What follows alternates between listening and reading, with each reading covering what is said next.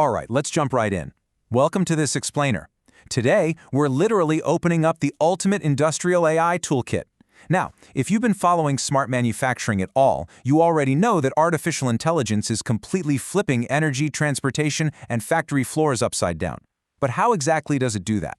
Like, what are the actual mathematical engines driving these massive physical systems? Well, that's exactly what we're going to unpack today. We're diving deep into the highly technical, yet totally fascinating ecosystem of industrial AI. And here is our quick roadmap for the explainer. First, we'll decode industrial AI. Then we'll open up the algorithm arsenal, figure out how to choose the right one, look at real-world factory applications, and finally, wrap up with future trends and practices. Okay, Part 1, Decoding Industrial AI. Let's look at these high-stakes environments. You know, there is this incredibly stark contrast between consumer AI and industrial AI. When we talk about consumer AI, like say the algorithm recommending your next show to binge or sorting your spam folder, we're looking at highly flexible, extremely error-tolerant systems, right? Because if a streaming app recommends a bad movie, whatever, it's a minor annoyance. But industrial AI, that requires systems that are safe, reliable, real-time, explainable, and cost-effective. Because if an AI miscalculates on a busy factory floor, we aren't just talking about a bad movie recommendation.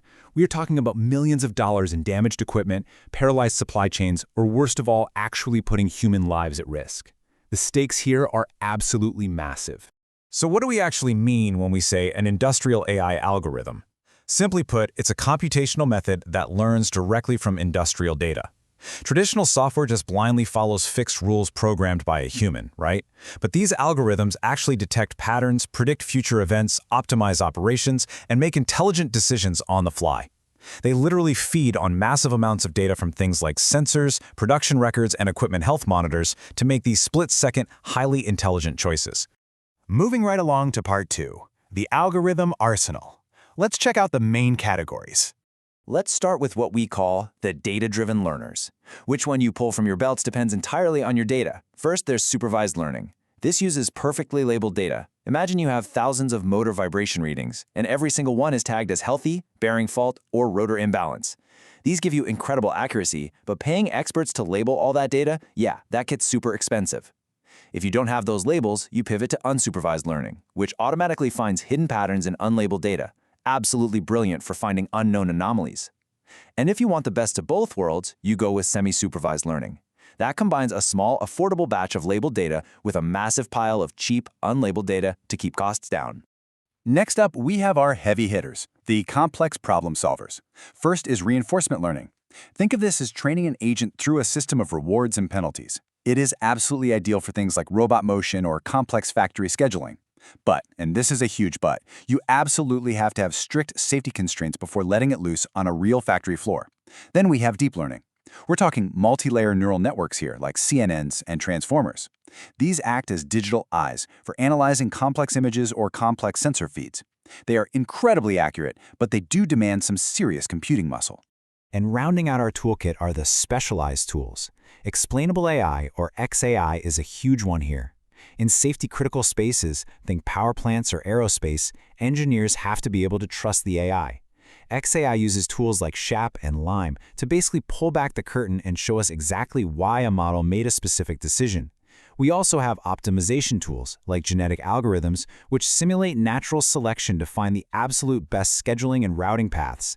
And finally, time series forecasting. Industrial data is almost always sequential, like a temperature sensor taking a reading every single second. Tools like ARIMA or LSTM are built specifically for that continuous sequential data to predict future events. All right, Part 3, choosing the right algorithm. Let's look at the workflow. So how do you actually deploy this stuff? Well, here's your 6-step cheat code. Step 1, define your problem and know your data. Are you using simple sensors or massive SCADA systems? Step 2, figure out your learning type based on if you have labeled data or not. Step 3 is absolutely critical. Check your industrial constraints. Does it need to be low latency for edge deployment? Is it safe? Step 4 is a golden rule. Never ever rely on just one model. Always train multiple candidates. Step 5, validate those candidates using strict metrics like inference latency and accuracy. And Step 6, you deploy but you don't just walk away. You have to monitor and retrain as those factory conditions inevitably change. On to Part 4, real-world factory applications. Okay, so you might be wondering, we've seen the whole toolkit, but which tool actually fixes which specific problem on the floor? Well, this right here is your screenshot moment, because this matrix maps exactly what we just talked about straight to real-world problems. If you need to classify a fault, you're grabbing a random forest or a neural network. Need to forecast energy usage? You look at LSTM or profit. Trying to catch a weird anomaly you've never even seen before? That's when you use autoencoders or isolation forests. Or if you need to give a robotic arm the ability to literally see, you're reaching straight for computer vision tools like CNNs or vision transformers. Let's make this totally concrete with a scenario. Imagine a massive, expensive motor on your assembly line. It's running just a tiny bit hot, and the vibration is barely off. Honestly, to a human, it probably looks completely fine.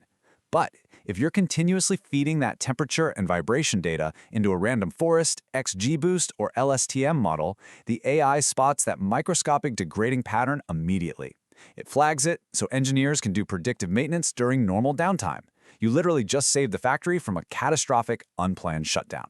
Here's another amazing one: visual quality inspection. Picture a line churning out thousands of precision parts every single minute. There is no way human eyes can inspect all of those. But if you deploy convolutional neural networks or vision transformers, cameras can analyze those product images in real time. They instantly spot microscopic scratches and seamlessly kick the bad parts off the line without slowing anything down. It's tireless and it's crazy accurate. And finally, Section 5, Future Trends and Practices. Look, success here isn't just about writing fancy code. Actually, it's rooted in these essential best practices. You have to start by defining clear business objectives and making sure you have high-quality sensor data. I mean, garbage in, garbage out, right? Always start with simple models before you get complicated. Make sure you validate on real production data, not just perfect lab data. Lock down your cybersecurity, and above all else, for anything safety critical, you have to maintain human oversight. AI is a brilliant assistant, but the human is always the ultimate decision maker. So, where is all this going by 2026? The trends are pretty wild. We're seeing a massive push toward edge AI, putting the brainpower right on the local device for ultra-low latency. AI is merging with digital twins for flawless factory simulations. One of the coolest things is physics-informed AI. These are models that actually learn real-world physics principles, so they don't accidentally suggest mathematically correct, but physically impossible solutions. We're also seeing federated learning, where factories train models together without ever sharing their private data. It's all about making these systems more trustworthy and far more scalable. We have covered a ton of ground in this explainer today, from foundational definitions all the way to 2026 trends. The tools in this arsenal, from your random forest to your vision transformers, they are proven and they are completely revolutionizing the industrial world as we know it. Which leaves us with one final, pretty provocative question to think about. The tools are ready. Is your factory? Getting a handle on this toolkit really is the key to the next generation of smart manufacturing. Thanks so much for hanging out with me for this explainer, and keep exploring.